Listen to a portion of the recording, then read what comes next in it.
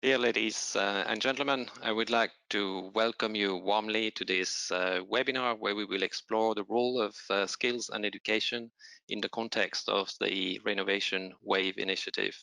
You probably heard about this initiative already. It was announced in the Green Deal communication that the Commission adopted in December 2019. And as the name says, it's aiming at boosting the rate of renovation of buildings in Europe. So in this webinar, we'll know more about the initiative, but more specifically, we will see what is being done and what is being planned to prepare building professionals for this challenge. My name is Vincent Berruteau. I'm the head of the energy unit at the Executive Agency for Small and Medium-Sized Enterprises, and it will be my pleasure to moderate that session. Perhaps we start in the next slide with a short presentation of what we are doing at EASME. We're managing programs on behalf of the European Commission that represents a budget of over 10 billion euro in the last 7 years. And among the programs that we are managing are large parts of Horizon 2020, which is the program for research and innovation in Europe.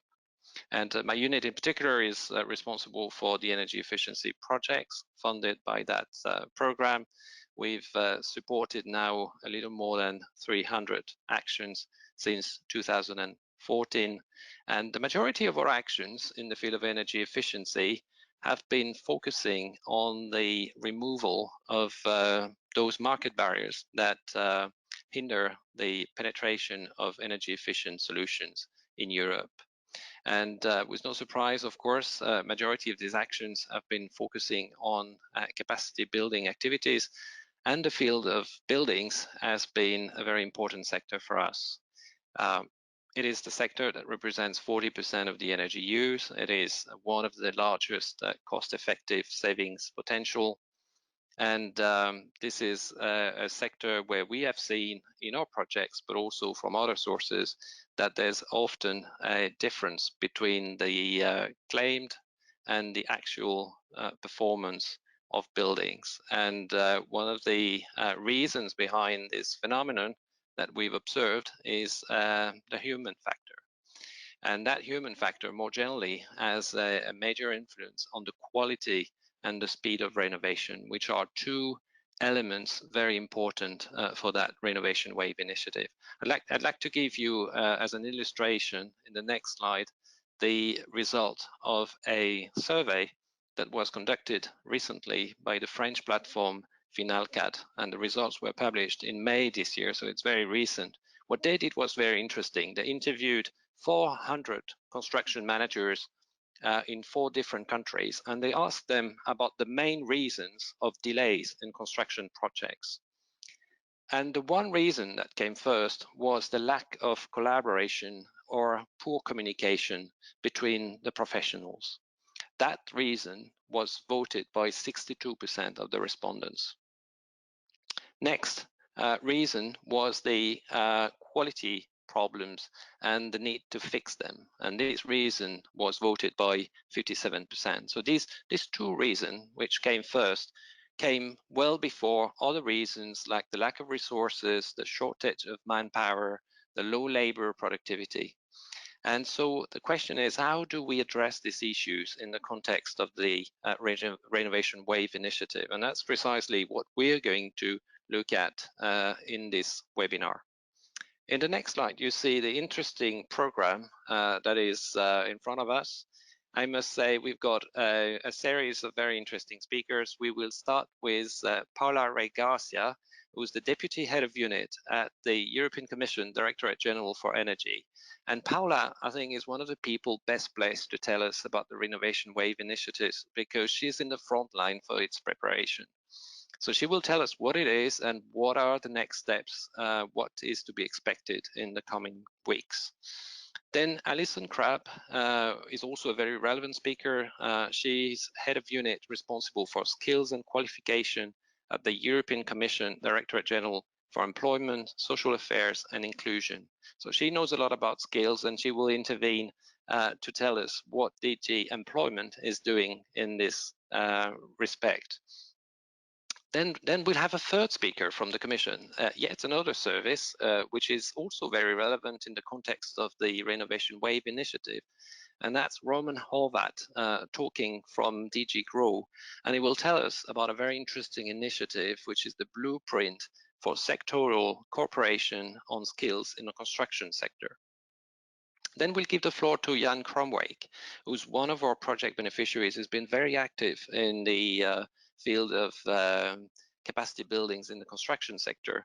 He works at the Dutch Knowledge Center for the Building and Building Services sector, and Jan will present some tools that can support skills development in the building sector. In particular, he'll tell us about digital tools, which are very relevant in today's context of the COVID crisis. The last speaker will be Amandine de Coster-Lacour. Amandine works in my unit. She's project advisor, and she's responsible for the Build Up Skills initiative, an initiative that aims to raise the energy skills of the building workforce. And obviously, that initiative fits very well with today's subject. And as a teaser, is my next slide. I just would like to say a word on the Build Up Skills initiative, because I know many of you who are listening this webinar have been involved in this initiative and are wondering what will happen in the coming years regarding this initiative, which started in 2011. So it's not a new one. It started in 2011. We first gave funding to member states and other countries outside Europe as well to set up what we call national qualification platforms. These platforms gathered experts from different fields: energy, buildings, education, training, and they sat together and they looked at the status quo in their country, and they looked at the needs and the gaps that existed, and on that basis wrote a status quo analysis. And that analysis was then used to draw a national roadmap to train their on-site workers and craftsmen to the horizon 2020 to reach the 2020 energy target. So that was this first phase, which was done 2011, 2012. And that phase led to a second phase where we built on the national roadmaps, and we provided funding to set up or to reinforce qualification and training schemes in the different countries. So that second phase became much more operational, and that second phase opened to a third phase where we then provided funding to boost demand for skilled workers, where we opened the initiative to other professionals, in particular white collars, architects, engineers, designers, and where we also provided funding for transnational training and qualification schemes. And that's the phase we're in now. And we are entering very soon in the fourth phase, which is from 2021, where these kind of activities, raising energy skills in the building workforce, will be then funded under a new program, which is the LIFE program. In particular, it's Clean Energy Transition sub-program.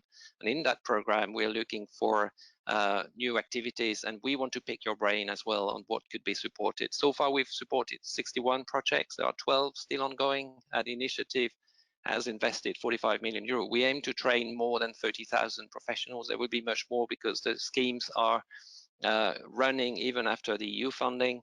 And for that reason, your comments will be very welcome. What do you need in the future in terms of funding? I think that is what I wanted to say as a matter of introduction. With the next slide, you see that to get your comments and to get your questions, we would like to use Slido. So if you log on, if you type slido.com in your browser and you type the hashtag that is here 46983, then you will be able to type your questions, type your comments, and we will be very happy to read them and answer your questions. So use the tool, and without further ado, I'd like to pass the floor now to my colleague Paula Regacia for the presentation of the Renovation Wave. I would like to thank you very much and wish you a successful webinar. Thank you. Yes, hello, and thank you, Vincent, for introducing me. So it is really a pleasure to take part in this webinar and to introduce the Renovation Wave initiative to all of you. And it's also a privilege for me to be part of this panel. So it's also a very timely webinar because yesterday the Commission adopted the recovery package. And in this context, it is clear that the recovery needs to be not only green and digital, but it also needs to be social, because it will only succeed if it gives concrete support to people and to workers and local industries. So if we think about the building sector, the recovery plan and the facility that the Commission proposes make the initiatives like Build Up Skills even more relevant, because we will be creating additional demand for building renovation and for workers that have the right skills in this area. And for this, they really need to be equipped, well equipped with technological and digital knowledge. And only with this skilled workforce, we will be able to really have recovery on the ground, in particular for sectors like construction and renovation. So the focus of my intervention today is to introduce the Renovation Wave initiative. And a big question, of course, is what is this initiative about? So the origin is that buildings are the largest energy consumer in Europe, and they are responsible for 40% of energy emissions. And in fact, also for quite a lot of carbon emissions, 36% across the EU.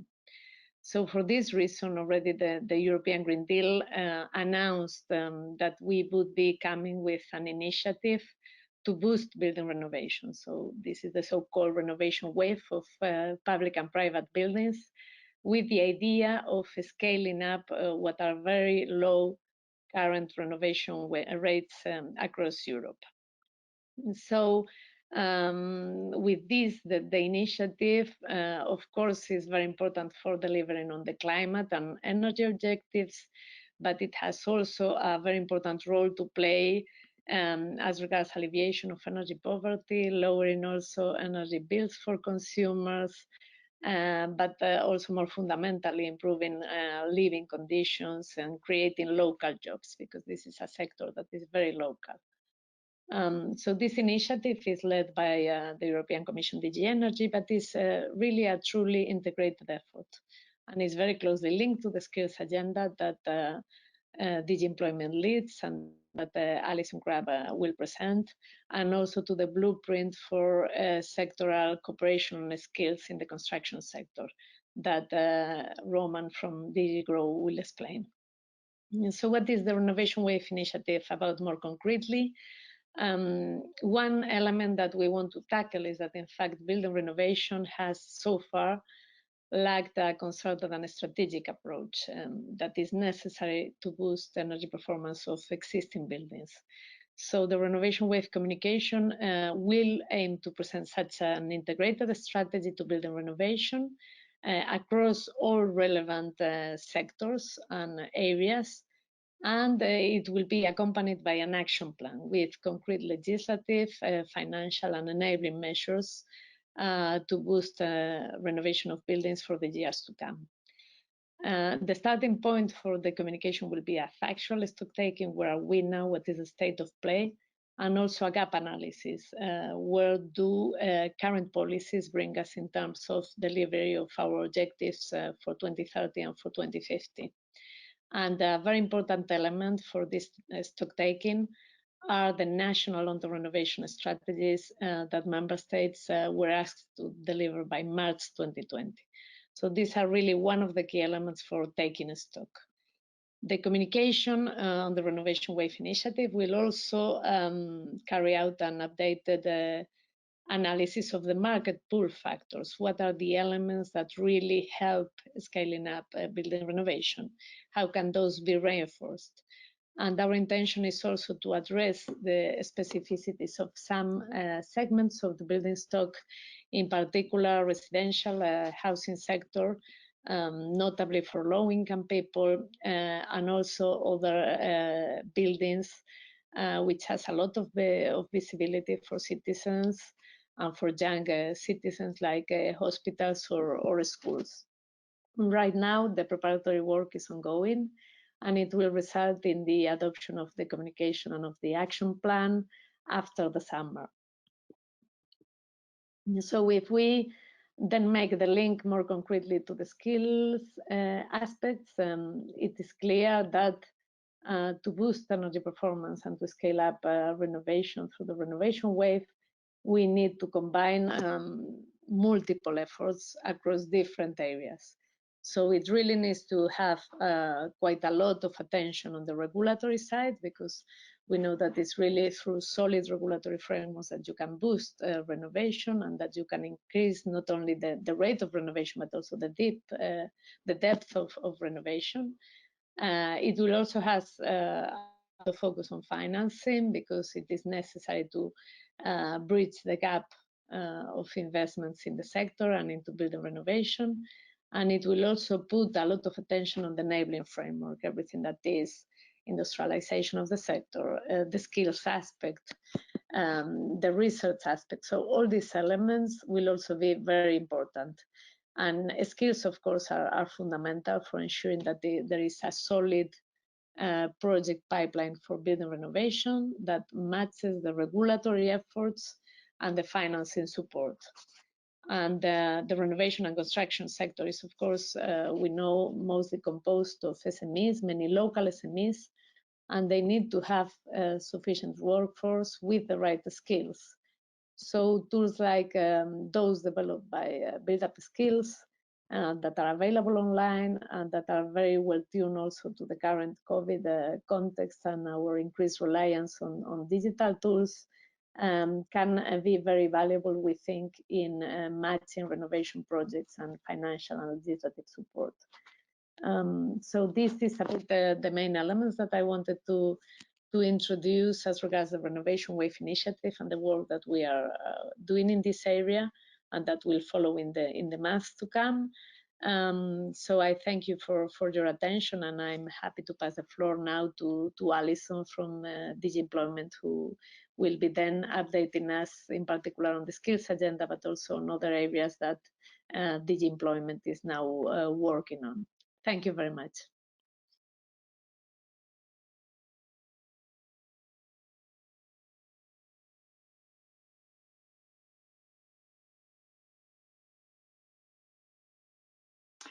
So I'm very glad to join this webinar on the renovation wave and to say a few words specifically about the skills dimension.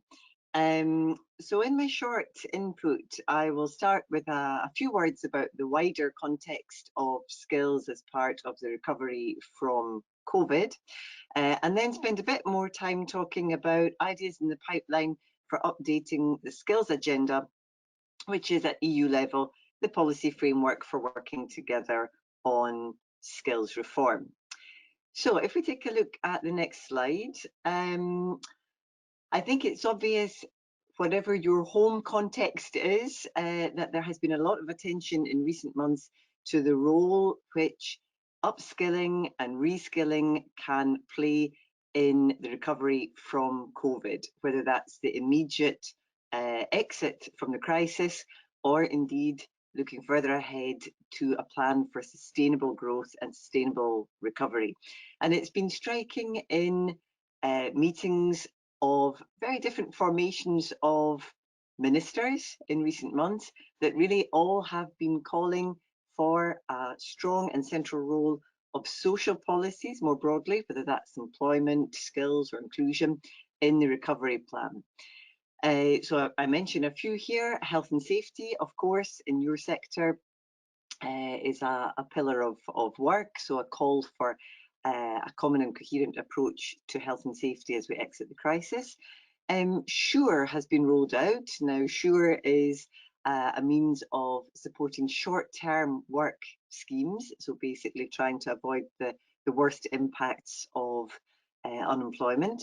Member states have also been calling, for example, for a refresh of the youth guarantee, anticipating, of course, the possibly dramatic impacts on young people of getting into their first jobs or staying in work. So a youth guarantee to support specifically them. A child guarantee is also an idea that has been put forward.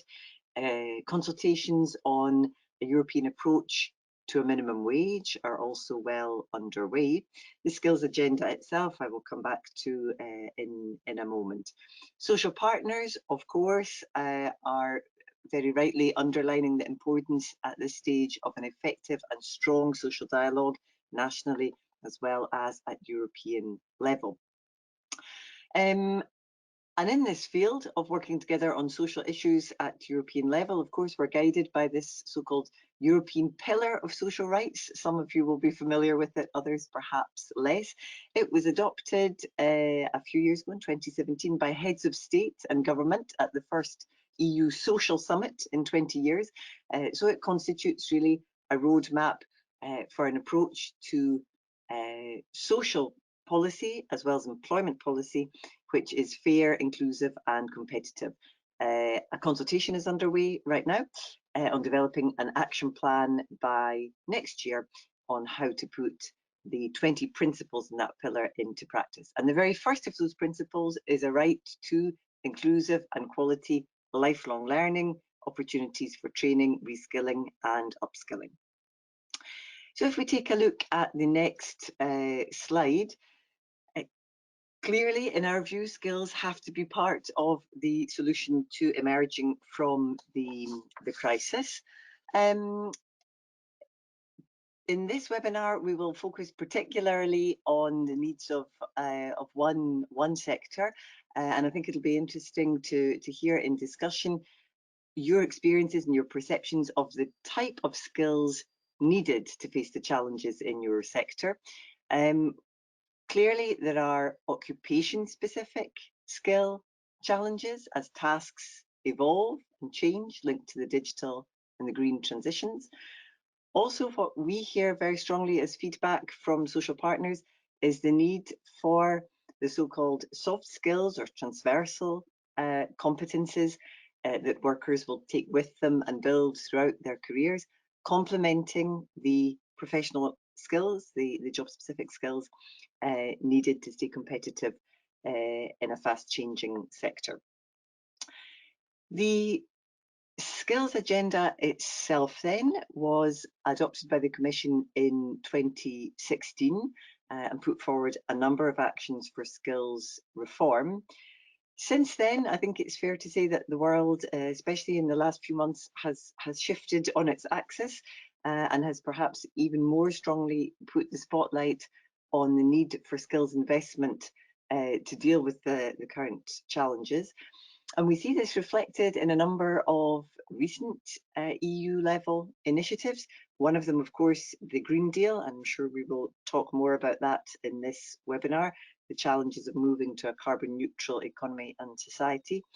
Also in the recent industrial strategy and SME strategy adopted by the Commission, you will see that skills, reskilling, upskilling play an anchor role in those strategies, and also in the work going on around digital, how to make sure that we're not only responding to the digital transition, but also really driving it and making the best use of opportunities.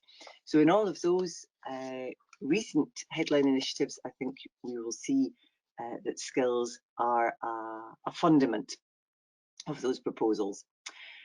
So now I'll turn to the heart of this short presentation, which is to say a few words about the type of work that we're doing in skills, which can be a particular support to you and your collaboration. What do we have coming up in the next few months? Firstly, digital, of course. It would be impossible to live the last few months and not be thinking and talking about how to build digital skills. That will be a top priority in our work in the months to come. By this summer, we hope to put forward a Commission proposal on modernisation of vocational education and training. One part of that will also be about how to make best use of digital technologies in VET on the one hand, but also how to make sure that both VET learners and trainers have the digital skills they need to really undertake and deliver effective vocational education and training. Also in the pipeline is a refresh of the Digital Education Action Plan that is looking both at digital skills for employment and for, let's say, the more social and community perspective. Many of us have been on a steep learning curve recently as concerns digital skills for interacting with government, with communities, with education providers. So there'll be a number of measures in that action plan that seek to take that forward. Another strand of work that we want to reinforce is skills forecasting, labour market and skills intelligence. The link that you see there leads to some work that CEDEFOP, the EU Skills and Vet Agency, has been doing on big data analysis, real-time analysis of job vacancy information in order to get a better understanding of the skills that employers are looking for. As a next phase of that project, we would like to go to regional level and also more granular sectoral level, and to roll that out to cover all 27 member states. So work is in the pipeline to make that happen. Thirdly, the issue of a learning culture. And this is really at the fundament of a lot of our work, encouraging people to get engaged in upskilling and reskilling, making it as easy and as meaningful for them as possible to do so. One of the ways that we want to explore that we think could facilitate that is the so-called individual learning account. A number of countries in Europe and beyond have experiences of that. The idea is an account of either time credits or finance, which people take with them throughout life, in and out of employment, across different sectors, but basically the idea of a lifelong learning pathway designed when appropriate, when it's for job specific skills with social partners. This is a field that we want to launch some consultation on and some further exploration on in the coming months, with a view to having a clearer picture by next year of how that might work. Micro-credentials as a way of recognising short, targeted, just-in-time trainings fit for purpose on the labour market, helping people to quickly build the skills they need to take on new and different tasks. Some examples here, whether it's concerning sustainable construction practices, new health and safety practices, hygiene protocols, micro-credentials as a way of recognising that learning, making it portable for people across jobs is something that we want to work on. So it's very much here the issue of trust and portability of these credentials, where we think there could be an added value in working together at European level. So we're just launching some work on that. Public-private partnerships, as ever, are at the heart of successful skills cooperation, or should be. We have experience in recent years of things like the European Alliance for Apprenticeships that some of you may well be involved in. As part of the updated skills agenda, we're exploring the idea of a new pact for skills in order to encourage notably cooperation through value chains, reaching out also to smaller and medium-sized enterprises to make sure that access to good training opportunities can also work for them. And finally, a word on the blueprint for sectoral cooperation on skills. The blueprint is a model for bringing together different stakeholders in an economic sector to work together to define skills needs, to design and pilot training modules to meet those needs, to work together with education and training authorities to make sure that the training can be formally recognised and integrated into training pathways, and then to roll that out as part of a sectoral skills strategy. And a blueprint is up and running, has been for a couple of years now in the construction sector, and we may hear more about that later in the webinar. So if we take a look at the next slide, in practice, all of these are great ambitions, of course, but we also need tools to make them happen. And in the skills toolbox, I would mention three things. One is the work of the European semester, the semester being the policy framework for economic and social reform. The Commission this year in the 2020 semester made recommendations on skills to 22 out of 27 member states. So skills are very much in the headlines of ongoing labour market and social reform recommendations. That is accompanied, of course, by a range of financial support. And many of you will know some or all of these instruments. The Social Fund, of course, at EU level is the main vehicle for investing in human capital and people's training. The Regional Development Fund, Erasmus also, of course, offers different funding opportunities for cooperation at European level. Invest EU, the successor to the so-called Juncker initiative, working with different types of financial instruments to get investment in skills moving. The Just Transition Fund for regions facing particular green transition challenges, and Build Up Skills, which many of you will be very familiar with. The social dialogue then is a third very important strand in this toolbox for progress. It's very clear that both parties in the social dialogue have the expertise and the commitment to really connect with skills needs on the ground and to think in very practical terms about how to respond to those. At EU level then, what we can do to try to spark further cooperation is put forward some instruments at sectoral level to bring stakeholders together, the blueprint being one example, the Future Pact for Skills being another. Also at regional level, this is a field I think ripe for further exploration. Smart specialisation strategies are in place in many regions, and strong actors in those strategies would naturally be not only higher education players, but also vocational education and training players, able to link up very directly with labour market actors, design innovative fit-for-purpose training solutions and roll those out across a region. And also the work going on in European clusters and industrial ecosystems to bring players together throughout the value chain to share their knowledge, in some cases share their facilities, open up access to training and share resources to make sure that skilling and reskilling can take place throughout the value chain. And finally, on this slide, you see links to a couple of existing sources of support for training, developed through Build Up Skills and other forms of financial support. Thank you for your attention and looking forward to the discussion.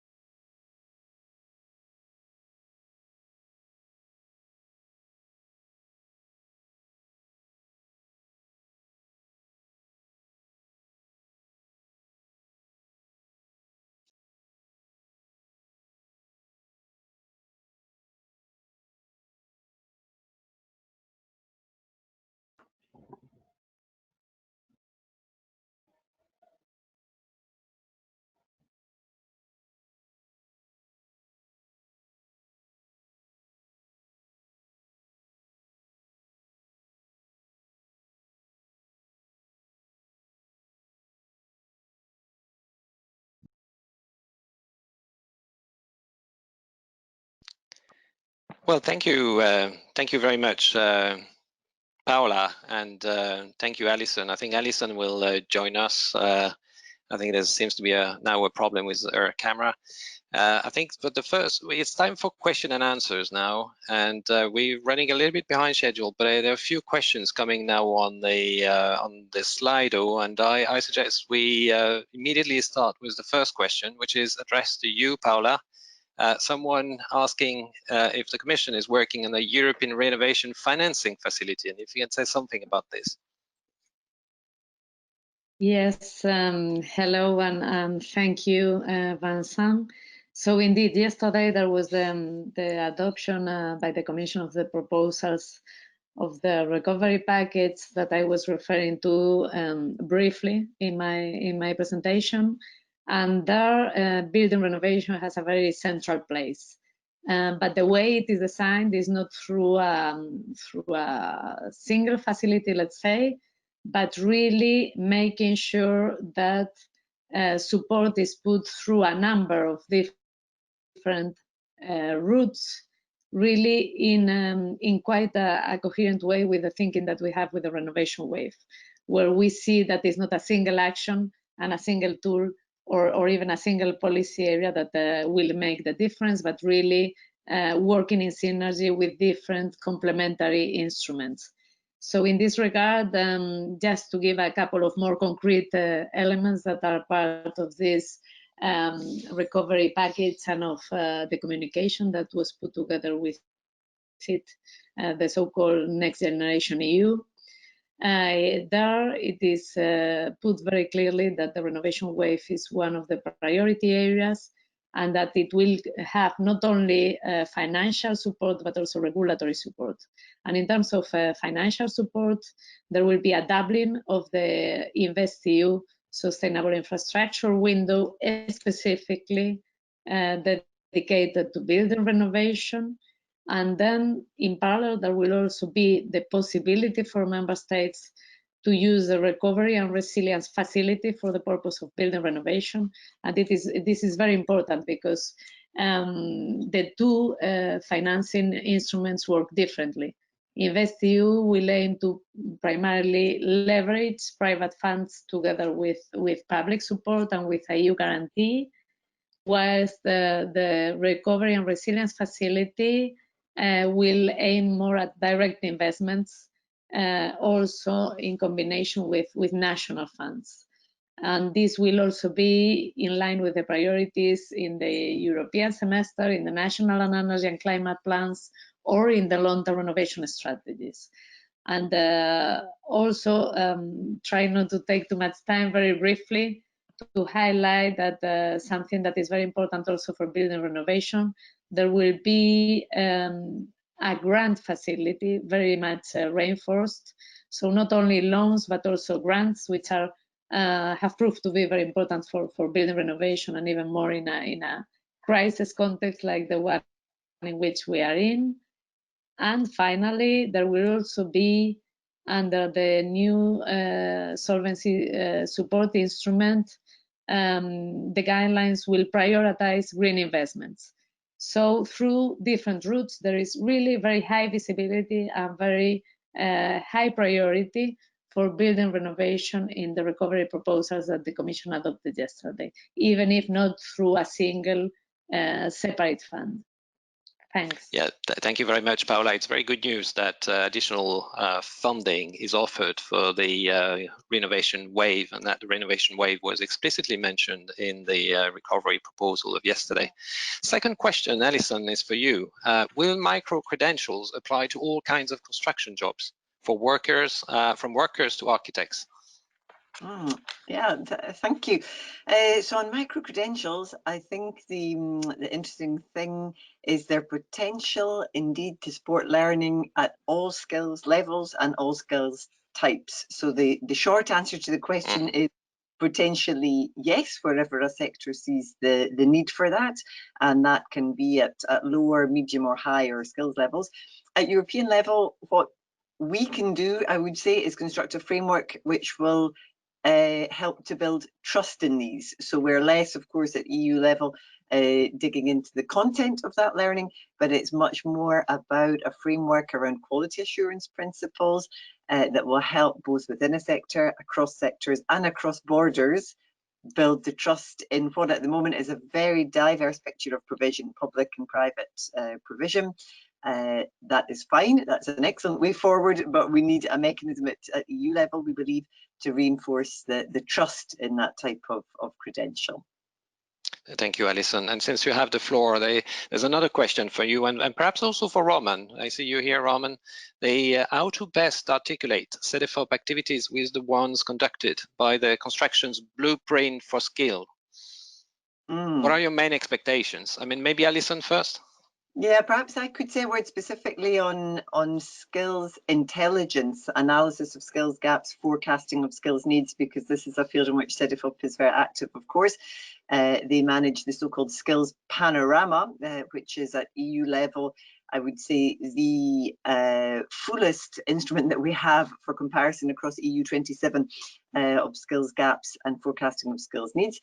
Each of the blueprint projects is in touch with the team in CDFOP that manages the panorama, with the idea indeed of making sure that the work of the blueprint on exactly that, the analysis, feeds into the panorama and is made available that way at European level. So there are some specialist colleagues in the team there who are in contact indeed with each of the blueprints. But Roman might say more. Thank you. Yes, I just would like to confirm what Alison already said. As somebody who is dealing with the construction blueprint, I'm already with frequent contact with CDFOP. Also, I encourage and let's say our partners from Blueprint to do so, and I know that there were some contacts and discussions. Also, perhaps I would like to connect this question with other questions. Somebody mentioned that anonymous that CITB in UK is doing a regular say skills forecast already for 10 years. That's correct. Most of member states are doing something like that, some kind of skill forecast. Issue is that they use a bit different methodologies, so sometimes it's rather difficult for CDFOP to use the results. Also, like OECD is very active in this area, also trying to predict skills needs in the EU member states or OECD countries. So to just, let's say, to summarize, the Blueprint project is in regular contact with CDFOP, and definitely we are informing each other about our, let's say, discoveries. Yeah, thank you very much. Thank you very much, Roman.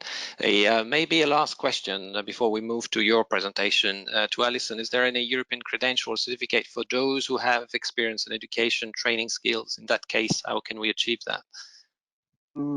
So I think that this is a question about validating skills gained on the job or indeed in other parts of life, but not yet necessarily captured in a qualification or a diploma. I think that may be what's behind the question. And indeed, that's a big strand of work at the moment, both nationally and at European level.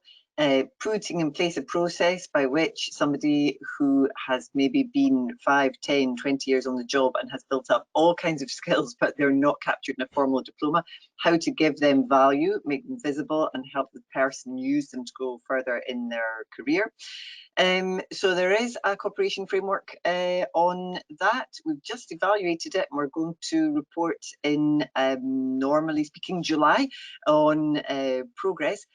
I think it's an interesting thing to look at within a sector, because of course we're talking about specific occupation-specific skills in this webinar. So perhaps not much time to say more about it right now, but to be assured that at European level in the skills agenda, this idea of making sure that also skills that are not necessarily captured in a formal qualification or diploma can be put to use, understood and trusted is work that's ongoing. Yeah, thank you, Alison. Before we move to the next presentation, perhaps we could do a little poll, if the technology allows us, asking a first question to the people logged in Slido. I don't know whether we will see it. If you look at Slido, perhaps you will get that. Normally that should be working. Let's see. Yes, the question is, in your country of activity, could you rate on a scale of 1 to 5, 5 being the highest score possible, the level of knowledge on energy efficiency of the building workforce? So if it's very high, 5, if it's very low, 1.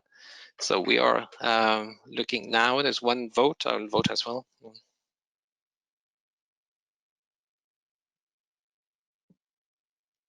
and we'll see what the our audience thinks. We've got more than 160 people registered to that webinar, so I'm sure we can do more than 15 responses. In the meantime, Paula, there was one question as well regarding the engineers and whether you think the renovation wave will mean that we need more engineers to support that initiative.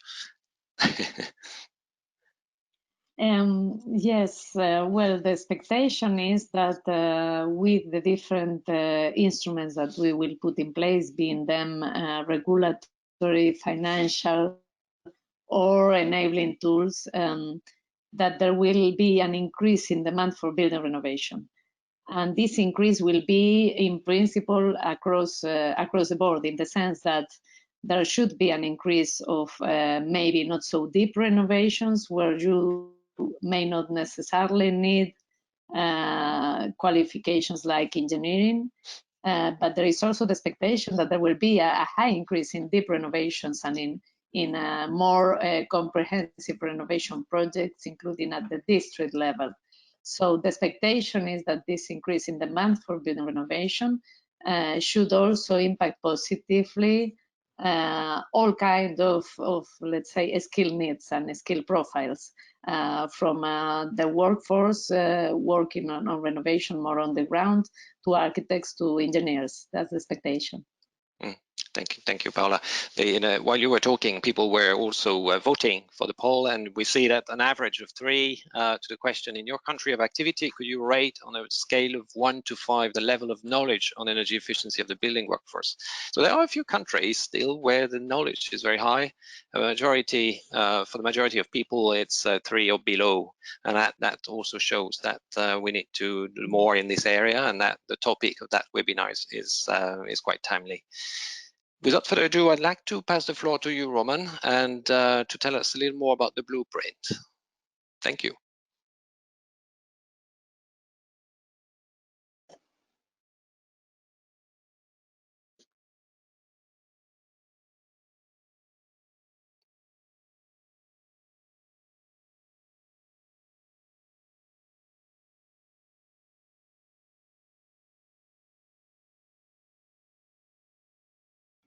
Good afternoon to everybody. I'm very pleased that I was invited to this event to present something about the blueprint for sectoral cooperation on skills in the construction sector.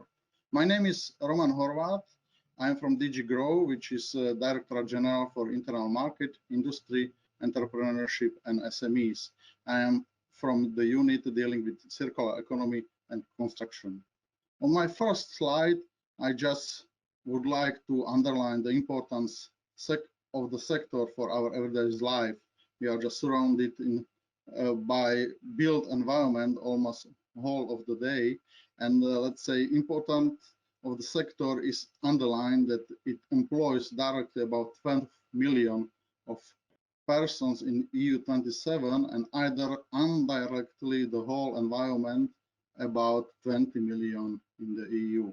Firstly, when we would like to do some policy initiatives, we prefer to have some evidence. So on my next slide, it's possible to see some recent evidence which was published by CEDEFOP a week ago.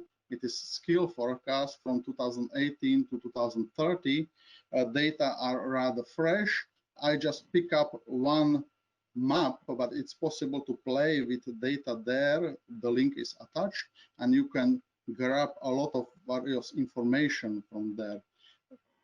Based on this, you can see that in most countries during the next 10 years, the employment in construction sector will grow.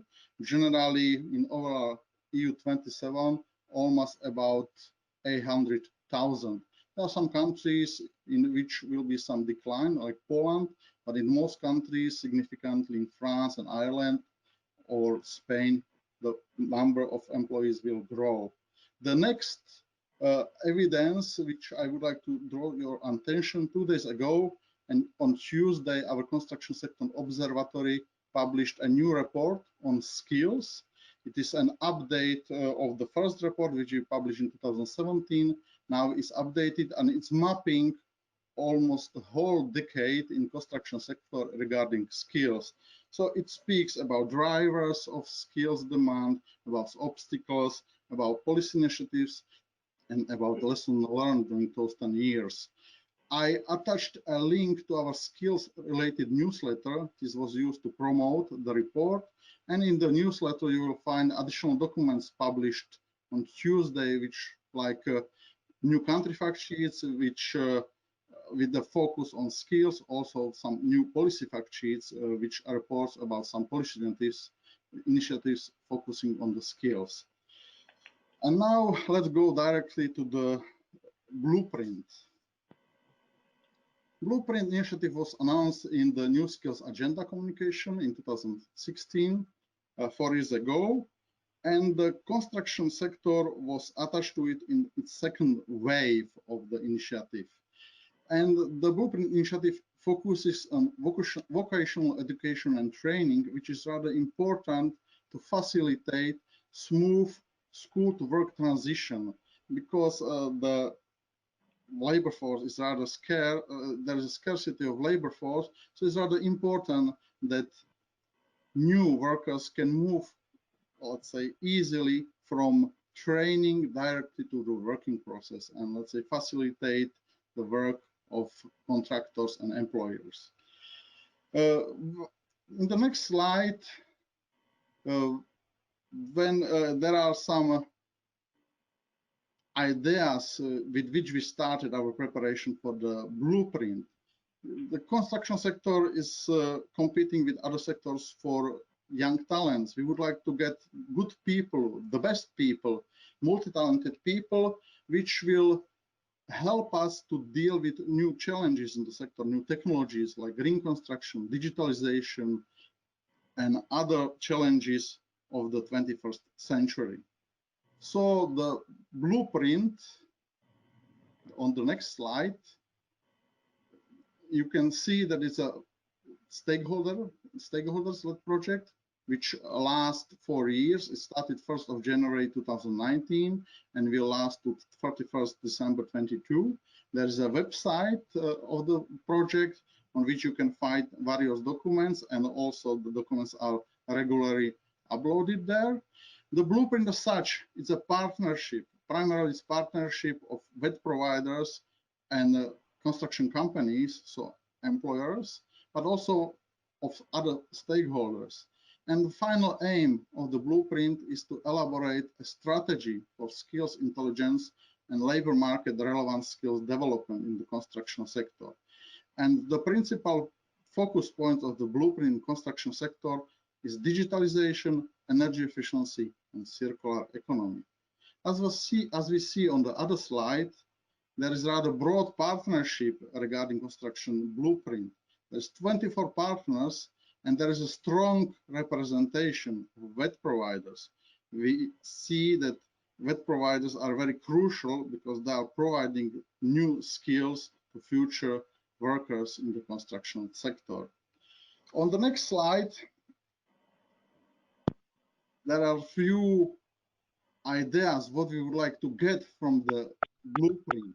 We would like to get attractive curricula, innovative training methods, and good practice, recognition of skills, also collaboration with various other trades. On the next slide, you see that we don't have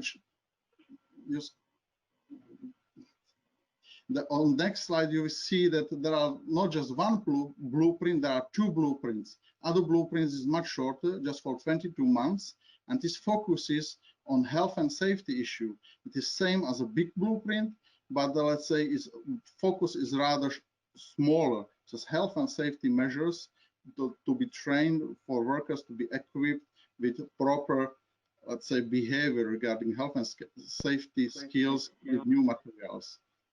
The next slide shows suggested modules for this blueprint on health and safety, and this is everything what I wanted to share with you. Only a short announcement on the next slide that our usual high-level tripartite strategic forum on construction will take place on 17th of June in a virtual mode at 10 o'clock. You are all invited. Thank you very much for your attention. And now I would like to give or to pass floor to Jan Kronwijk, which is my successor in this event.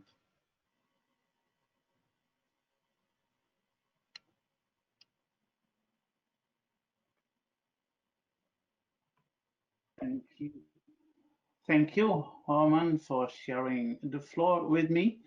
And thanks for the invitation to present results from several Horizon 2020 projects.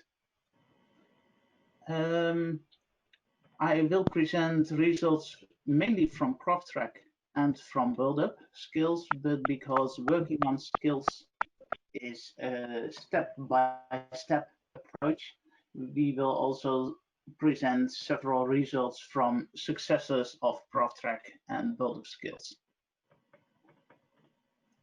Within CraftTrack, was the focus on professional multidisciplinary training and continuing development in skills for NZEB principles. And we did that with an overall goal. The overall goal of CraftTrack was to develop and maintain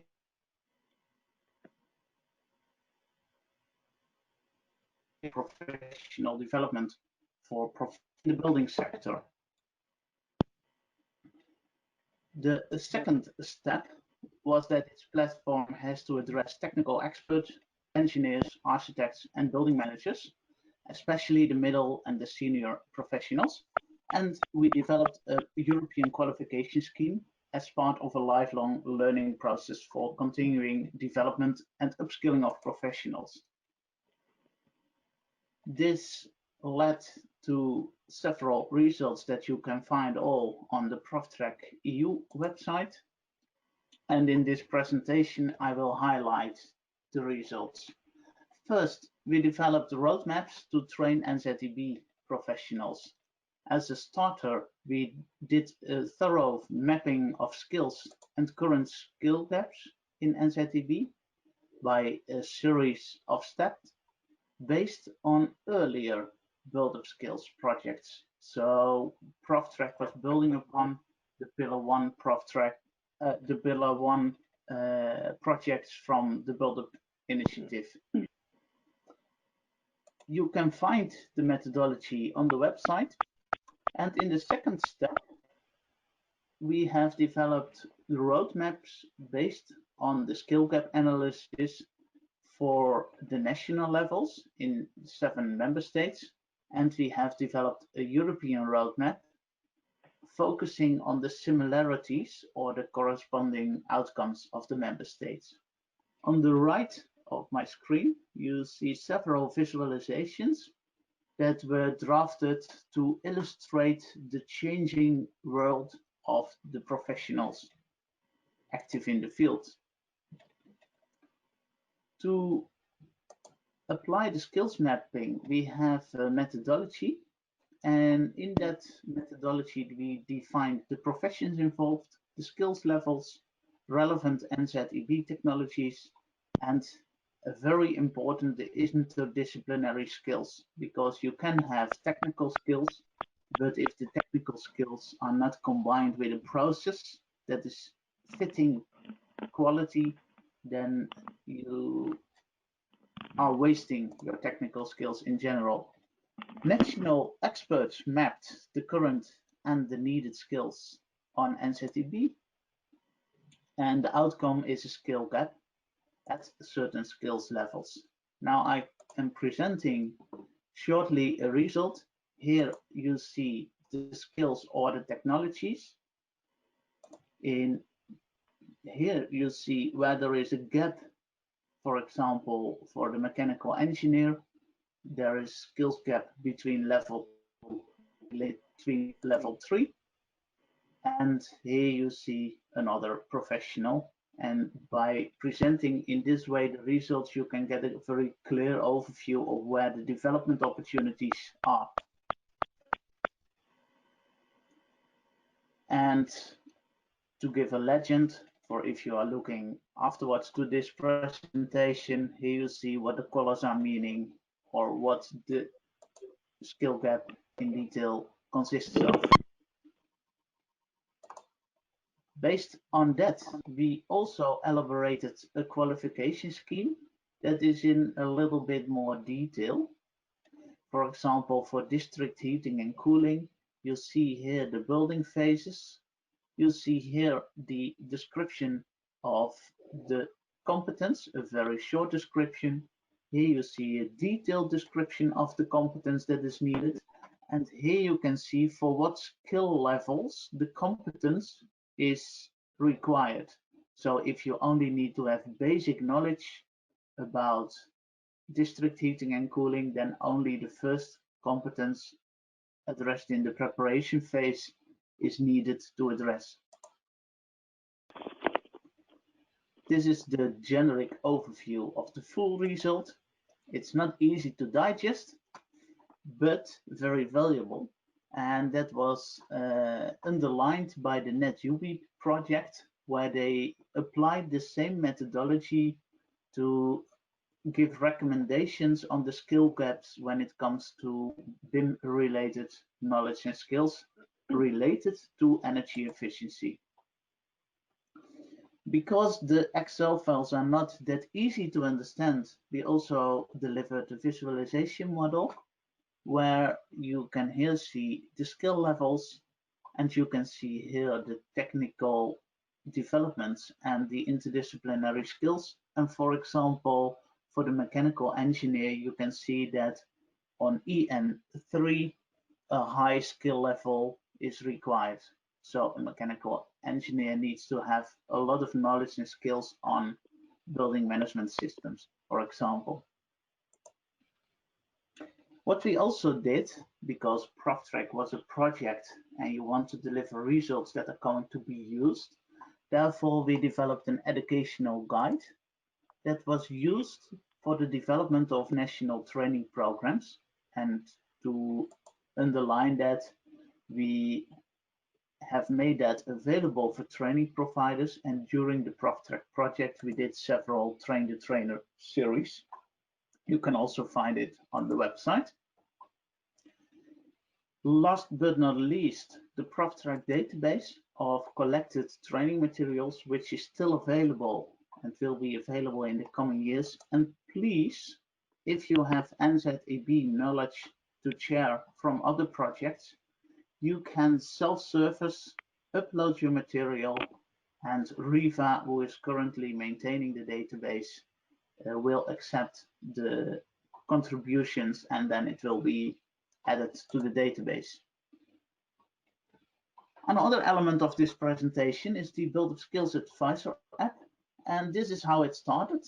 It started with a creative session with a visual artist, and the visual artist says, we are working around professionals. How nice would it be if a professional or a worker can profile him or herself and find its own development opportunities? In the rest of the presentation, I will focus a little bit more on the Build Up Skills app and present its architecture and the main functionalities. The app is an app for Android and Apple devices. We have a course database where all the contents are stored and linked. We have a personal profile that is separated due to security reasons and GDPR compliance. We have connections with at least one e-learning system, and we have worked on a building errors index, because many workers that are using the app are really practical and they don't like theoretical e-learning. Therefore, we developed some more practical forms of e-learning. In the latest projects, we have worked a lot on qualifications and a unit of learning outcome database that can be used for personal registrations and personal recognition. And last but not least, we are working currently on a self-inspection interaction to enable workers to self-inspect their own work. We use analytics for the statistics, and it is also possible to link to other knowledge banks, for example, to the ProfTrack website, but also to the ISSO knowledge bank where I'm working. The course database. Here you see a snapshot is divided in sectors, professions, specialisms, courses, institutes. Here are the accreditations for the recognitions, and this leads to the content for the World of Skills Advisor app. Now I will guide you shortly through it. You select a sector. If you have selected a sector, you can select your occupation, both on the blue collar and on the white collar level. Professions are available. You can select then a technological or a soft skill development that is related to your profession. And then you will find, for example, materials from IDES Edu, an old project, but still very relevant with many presentations, for example, on energy production. When you have done something and you want to leave a rating, you can submit ratings to make a rating of the quality of the content. And in the Dutch ecosystem, we have developed in the Build Up Skills Bus2B project a lot of e-learning modules with basic e-learning content, for example, on heat pumps, and you can directly access that e-learning from the application or the app. Here's some screenshots in Dutch about that Dutch e-learning, which is mobile e-learning. Now I'm presenting the question sets for the building interactions. You can start a question set from your track record or from your collection of question sets. And here you see a typical question. It is an image from practice, Dutch practice, with an error in it, or without an error. Then you can tick the I don't see a mistake. In this case, there was an error because the duct was not mounted properly. You will get some expert feedback and you will find out how others are answering to this question. Another example for the ventilation field of knowledge. Because content creation is a lot of work, we have the availability to sponsor content or to deliver content, for example, as a training institute.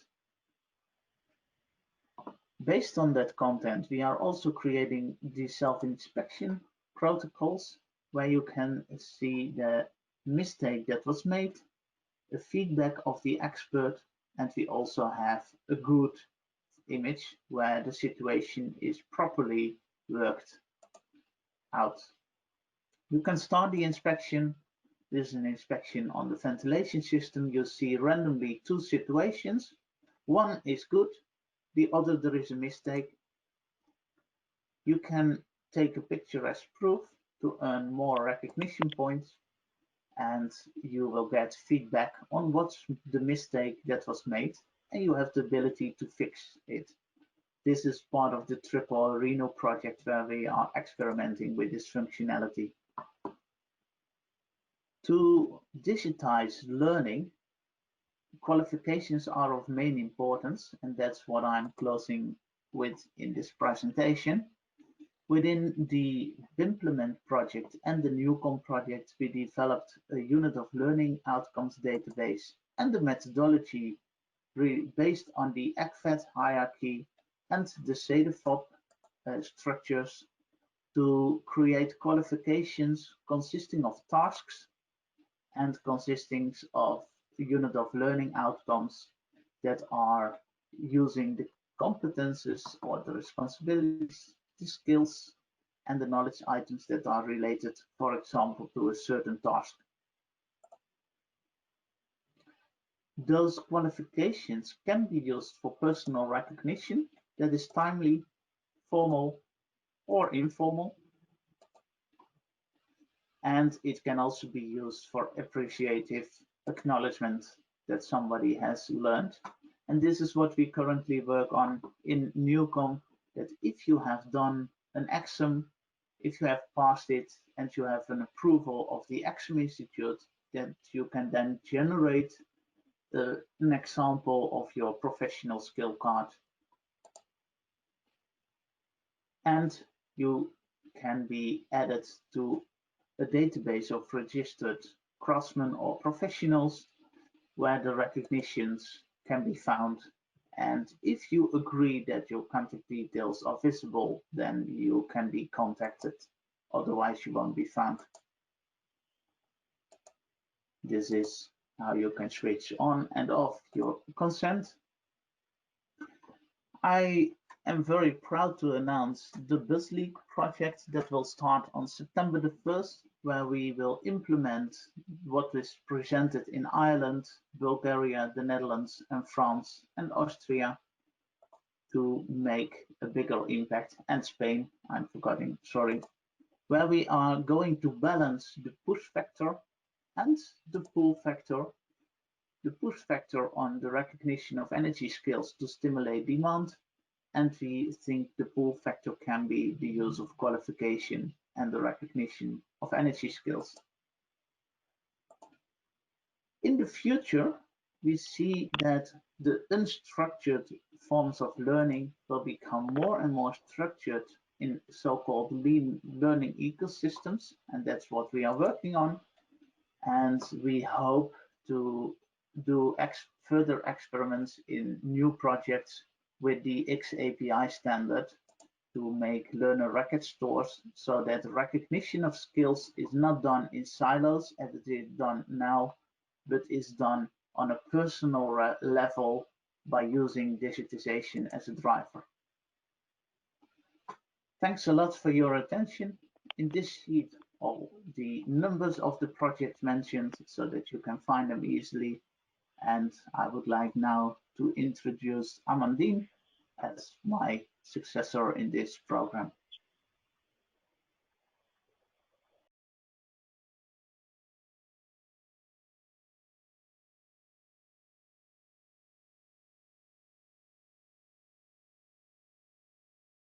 All right, to conclude this round of presentation and before moving on to the question and answer session, I'd like to give you a brief recap of what has been done in Build Up Skills, and also to introduce you to the online consultation we will be running until the end of June, and where we expect all your contributions, of course.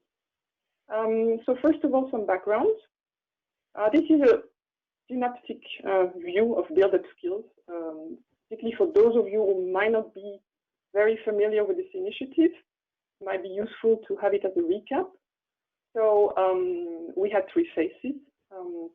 First, under the Intelligent Energy Europe program, the first phase where we were funding national projects to gather all the key stakeholders, national qualification platforms. And these platforms did a great job in mapping the skills gaps in each country, if you like, what we call the status quo analysis. And on that basis, they developed national roadmaps of actions to train the workforce to the 2020 targets. In the second phase, we were funding still national projects, this time turning the roadmaps into action. So developing training and qualification schemes for construction workers at national level, also working on the recognition of these skilled professionals. Now, in the third phase with Horizon 2020, we have expanded the scope. We are not only looking at national projects, but also a lot of transnational initiatives. Still looking at the recognition, of course, but also digital skills came very strongly as a need. So we have a number of projects working on this. And as well, we move a little bit away from just the supply of skills and also looking at boosting the demand, because it's not enough to train people. We need to make sure there is also a demand for these people and that they are recognized on the market. In terms of target groups, we had also an evolution, starting very much with on-site workers, craftspeople. Now we address all professionals of the building value chain, but also public authorities and also building owners. So it's much broader scope as well here. Number of projects, 73 until now, 30 in the first phase, 22 in the second phase, 21 under Horizon 2020, with probably a few more still to come this year. And the budget, yes, you can see the split between the three phases. I'd like to give you also a snapshot of the evaluations that were done on the first and second phase, so external evaluations, in terms of results and lessons learned. So in phase one, as we said, there were 30 national platforms, status quo analysis, and roadmaps developed. You may access them to this link if you like. They are very well documented and very full of interesting information.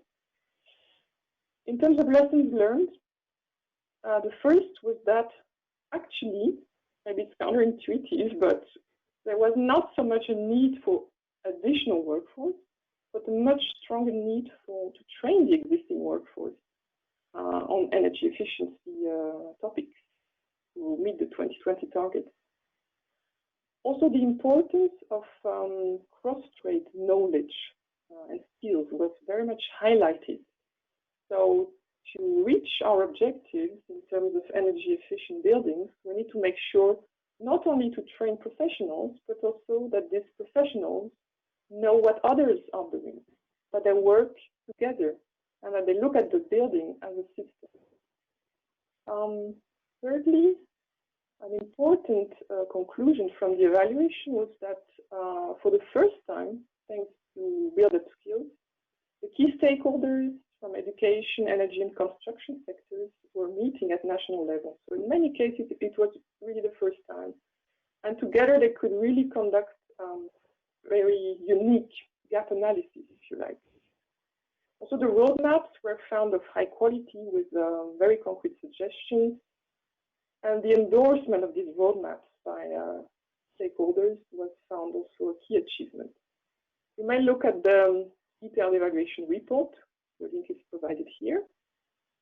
From the second phase, what we can say is that more than 8,500 people were directly trained thanks to the project funded, which is equivalent to a bit more than 800 training courses that were developed and more than 27,000 hours of training. Lessons learned. Well, training courses for on-site workers can work very well if they really fill a gap in the market. So you may have a lot of courses existing, you need to fill a gap, and they need to be practical oriented. The flexibility as well is very important in the way you design the courses. Workers may not have the time to attend in-class training. Also during the day, this can be very challenging due to the high workload, so timing might need to be adapted. Stakeholder involvement, again, a key success factor. When a training scheme is developed, it also needs to be endorsed, be credible. And recognition, so the visibility of the people that have been trained, visibility on the market is essential. Again, you may access the full evaluation report. Regarding the current phase, ongoing activities, as I said, this is funded under Horizon 2020, Societal Challenge 3, with mostly multi-country projects, addressing all professionals of the value chain, and also looking at not only the supply of skills, but also the boosting the demand. You have here a very, I think, interesting and topical publication, which is a collection of project results, showing good examples of tools, trainings that have been developed. So I would encourage you to consult it to see more concrete examples. As I said, digitalization came also as a very strong element. Last year, we ran a full one-day workshop on this in Barcelona. You can access the recordings and the proceedings. It's full of interesting insights. We have also 4 projects that specifically develop training and qualification schemes on building information modeling, and which even work very closely together, now forming what is called a BIM Alliance, gathering more than 80 partners having the aim to develop a center of excellence in digital construction. You can access also further details through this link. I like also to emphasize that while we were funding large number of projects, we always try to offer them the opportunity to network and exchange. So we had regular European exchange meetings where the project teams could meet, could exchange on the difficulties faced, on the best practices. They worked in across teams and in technical working groups on specific issues. Reports from all this work can be accessed also online. It's really full of insights, so don't hesitate to consult this as well. The next European exchange meeting is scheduled now to take place on the 9th of December, hopefully as a face-to-face meeting, if that's possible. So you can find further information on the Buildup portal, and the registration will open in due course. Now a word on the online consultation itself. It's accessible to Buildup. The link is here. It will be open until the 30th of June. It shouldn't take you very long to complete. We have gathered about 30 questions in seven sections. First, we would like to know a bit more about your experience with Buildup skills. Are you familiar? Have you been already involved? Next, we would like to hear about the barriers to the upskilling of building professionals. Also about the training tools and methods, which are the most useful and promising according to you. Support mechanisms as well. We have also a number of questions on more cross-cutting issues, and finally the future outlook for Buildup skills. There's also an open comment section where you can actually write as much as you like, and we are very much looking forward to your ideas, comments, suggestions, also constructive criticism, which will really help us in shaping the next stage of this initiative. Further information, it might be relevant to mention that under the current energy efficiency call for proposals in Horizon 2020, the deadline that is closing on the 10th of September, there is a topic that is directly related to the topic of today's webinar, which is a topic on stimulating demand for sustainable energy skills in the building sector. And in this topic, we are looking for excellent proposals, developing mechanisms and tools that will indeed boost the demand for skills, whether through mutual recognition, through awareness raising campaigns, partnerships with producers and retailers of products, construction products. It's quite a broad topic, and yes, again, it's not too late to prepare proposals. The work program link is also provided here, as well as the presentations from our latest info day, where you may actually find more information about this topic. Of course, for further updates, please don't forget to check regularly our Buildup portal. And yes, with this, I finish my presentation, and I think now it's time to move to the second Q&A session. Thank you.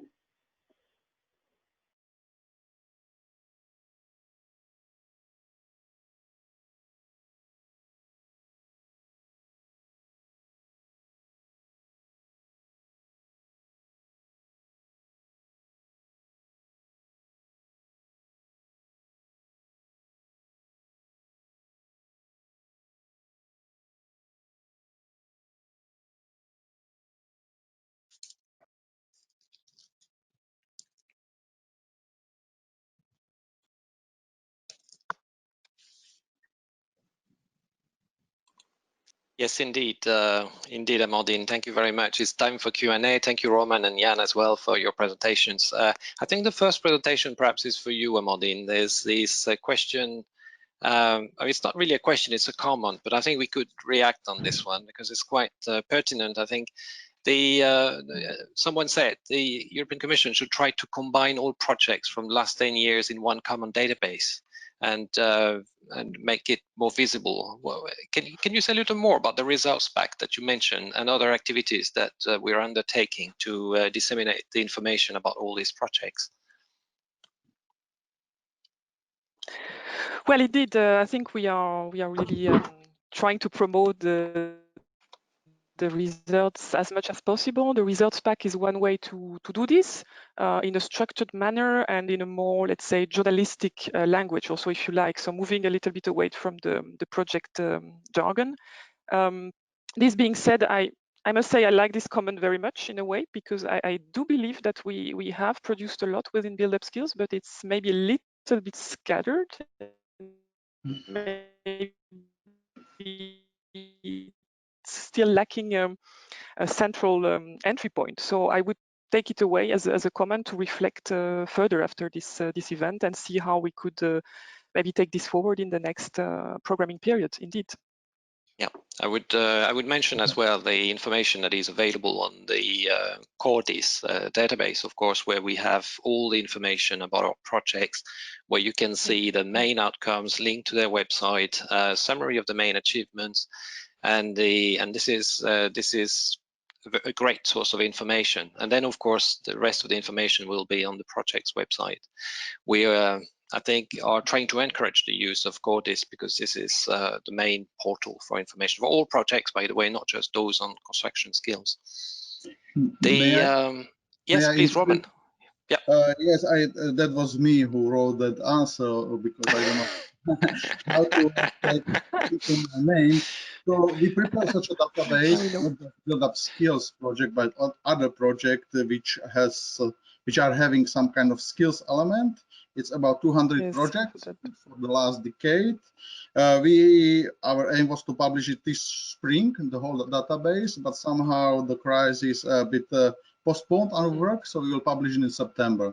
So there are all projects which we found, which are at EU level, supported EU level, and which have some element of skills in construction sector. Also health and safety, as is rather pertinent now, as Alison mentioned.